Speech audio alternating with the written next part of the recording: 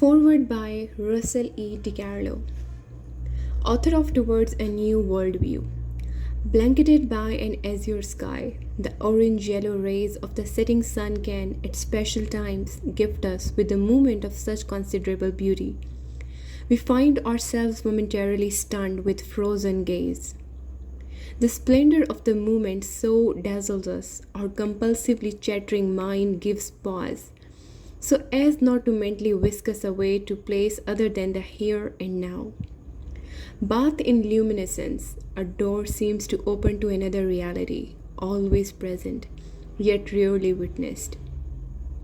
Abraham Maslow called these peak experiences since they represent the high moments of life where we joyfully find ourselves catapulted beyond the confines of the mundane and ordinary.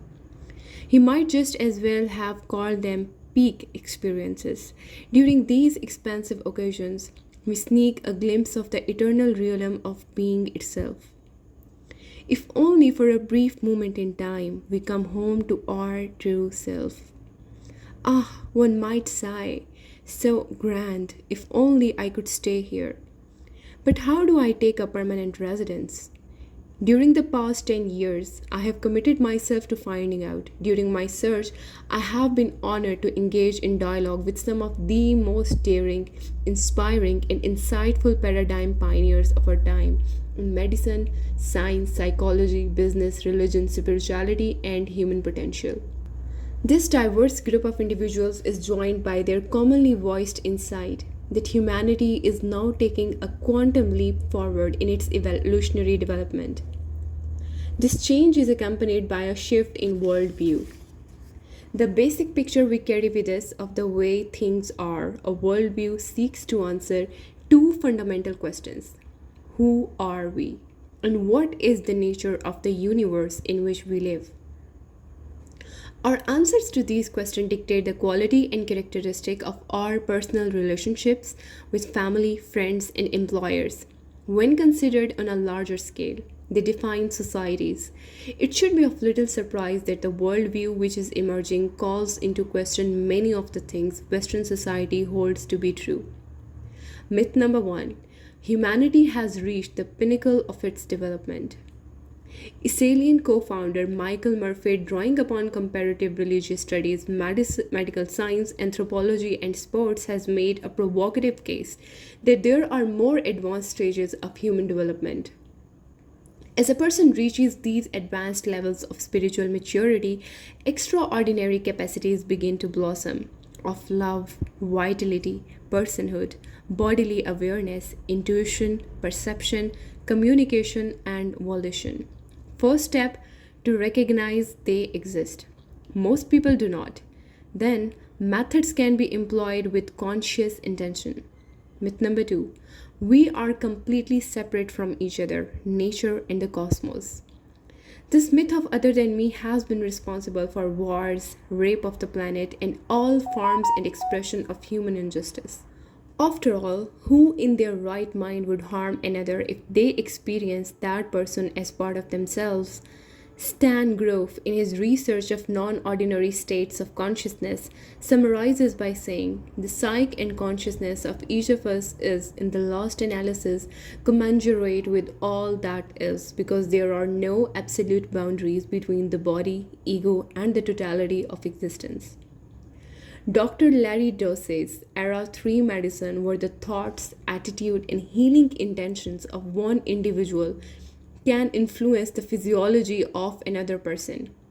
In contrast to Era 2, prevailing mind-body medicine is very well supported by scientific studies into the healing power of prayer. Now, this can't happen according to the known principles of physics and worldview of traditional science, yet the preponderance of evidence suggests that indeed it does. Myth number 3. The physical world is all there is.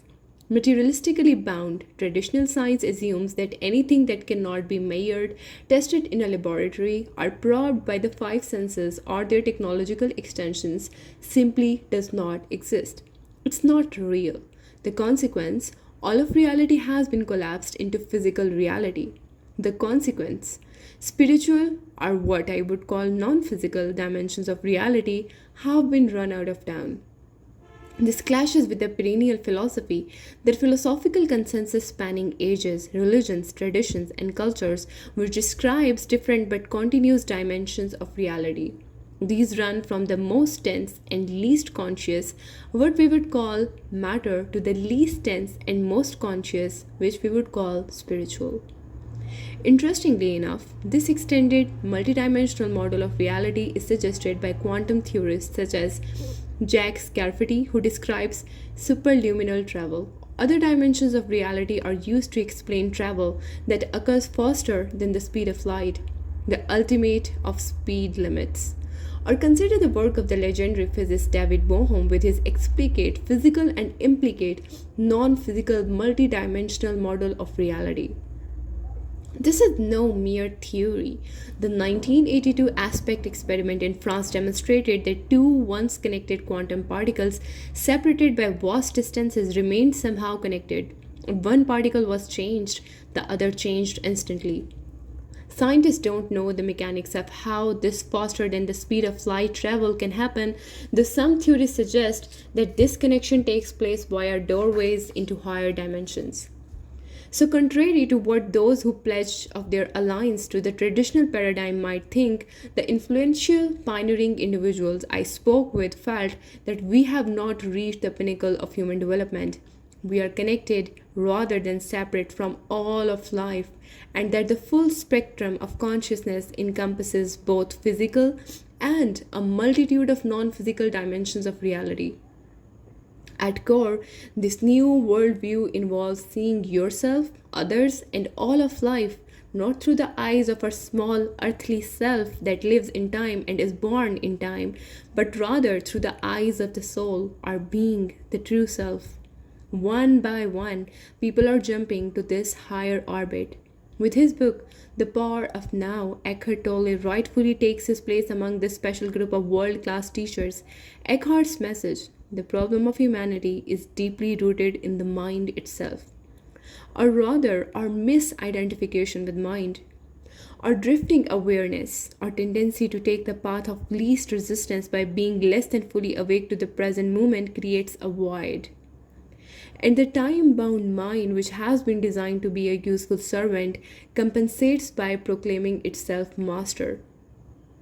Like a butterfly flitting from one flower to another, the mind engages past experiences or projecting its own made for television movie, anticipates what is to come. Seldom do we find ourselves resting in the oceanic depth of the here and now, for it is here in the now where we find our true self, which lies behind our physical body, shifting emotions, and chattering mind. The crowning glory of human development rests not in our ability to reason and think, though this is what distinguishes us from animals. Intellect, like instinct, is merely a point along the way. Our ultimate destiny is to reconnect with our essential being and express from our extraordinary divine reality in the ordinary physical world, moment by moment. Easy to say, yet rare are those who have attained the further reaches of human development. Fortunately, there are guides and teachers to help us along the way. As a teacher and guide, Eckhart's formidable power lies not in his adaptability to delight us with entertaining stories, make the abstract concrete, or provide useful technique. Rather, his magic is seated in his personal experience as one who knows. As a result, there is a power behind his words found only in the most celebrated of spiritual teachers. By living from the depths of this greater reality, Eckhart clears an energetic pathway for others to join him. And what if others do? Surely, the world as we know it would change for the better. Values would shift in the flotsam of vanishing fears that have been funneled away through the whirlpool of being itself. A new civilization would be born. Where's the proof of this greater reality? You ask. I offer only an analogy. A battery of scientists can get together and tell you about all the scientific proof for the fact that bananas are bitter. But all you have to do is taste once to realize that there is this whole other aspect to bananas. Ultimately, proof lies not in intellectual arguments, but in being touched in some way by the sacred within and without. Eckhart Tolle masterfully opens us to that possibility.